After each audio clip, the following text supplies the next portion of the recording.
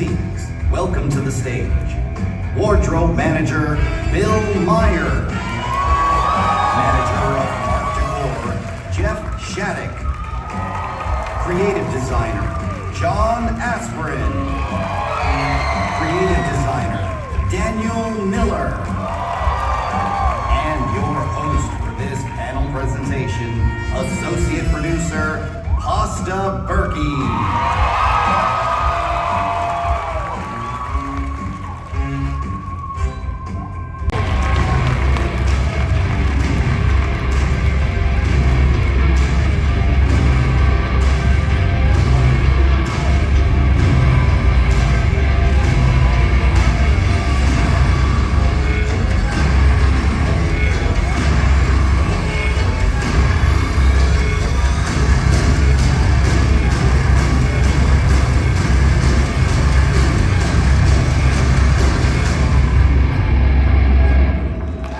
Video games and things of that sort, but I think growing up, I think there's a handful of movies, right, that really resonated with me. A lot of them, movies such as like The Evil Dead, and then there's also other movies too that kind of sort of really influenced me. You know, things like Goonies, Sandlot, Stand By Me, and even television shows like Stranger Things, and all those things have something in common that kind of sort of see in The Maze. And then one of the things too, and I will take just a second just talking about this.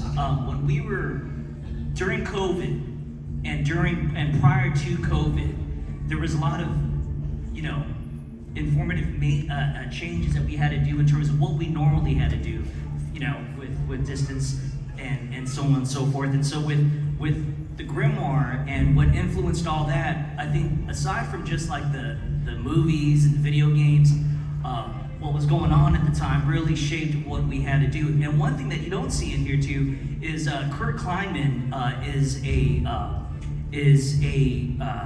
created these incredible black and white plays that Ken Parks during the time turned me on to, and it was one of those things that really started the wheel, and it influenced a lot of what we do. Over at the Pegasus Theater, he does like these plays, these black and white plays, like these spoofs of the 30s, 40s, and 50s American movies that sort of have and front presenting these black and white plays that just, you really see it in what we explored in Grimoire. Well, I mean, if you've ever been into the Grimoire, which I hope you guys all have, if you're not, you should come by and see it before it leaves, it's very thematic. It has a whole, it's almost like you're walking through a movie. So let's talk a little bit about, you know, when we were starting to build Grimoire, the storyboards, and kind of like, you took all of this information and you turned it into something unique. Can you give us a little bit more detail on how you ended up shaping the story of Grimm? Yeah, you know, with Grimoire, you know, we wanted to sort of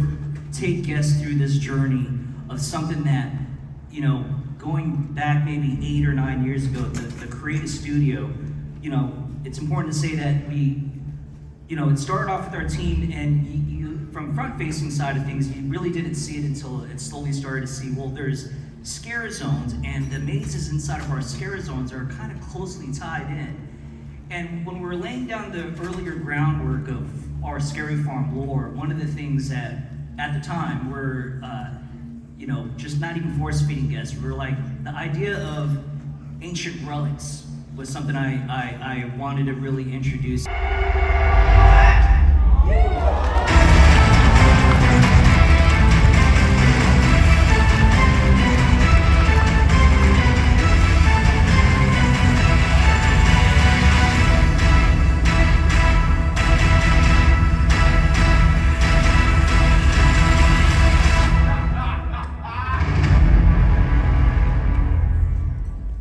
That's right, Mesmer.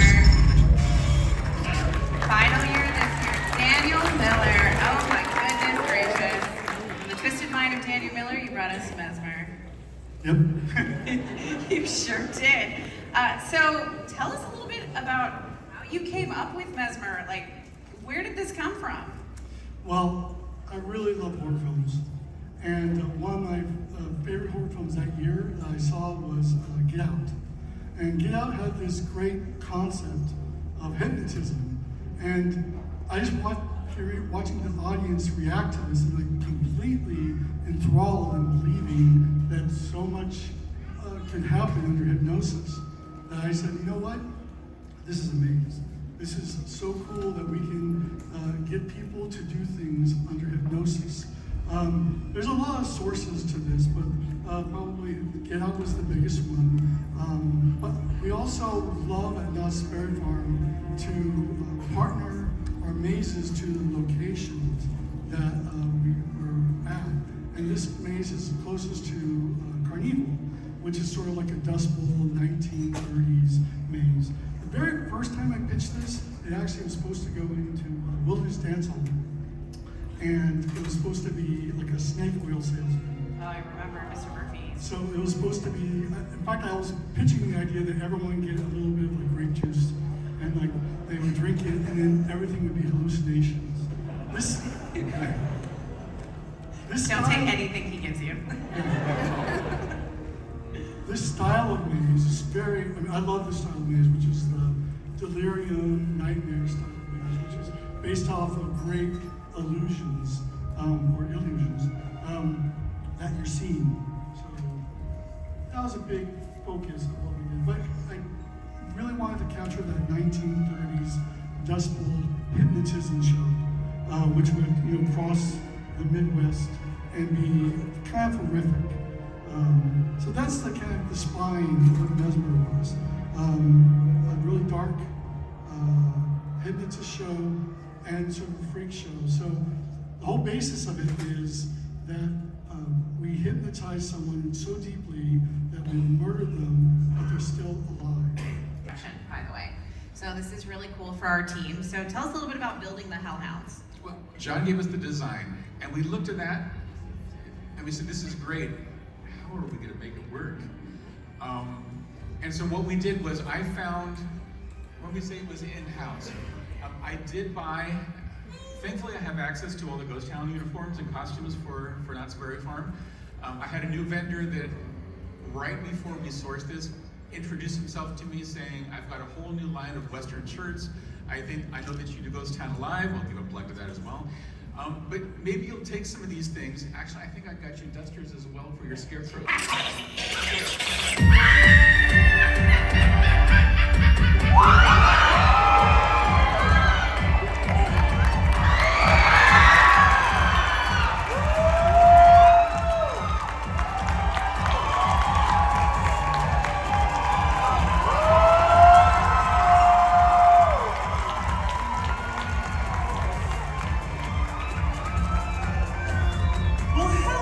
Uglies. For those of you that don't know, we are your Queens of Darkness, the Boulet Brothers, and we are so thrilled to be here tonight with Knott's Scary Farm. When I tell you this, I mean it. Knott's Scary Farm is our favorite haunt above all others. So, very important, I need you to mark your calendars right now, because in 3 days' time, on Tuesday the 19th, we will be co-hosting Knott's Scary Farm's Nightmares Reveal.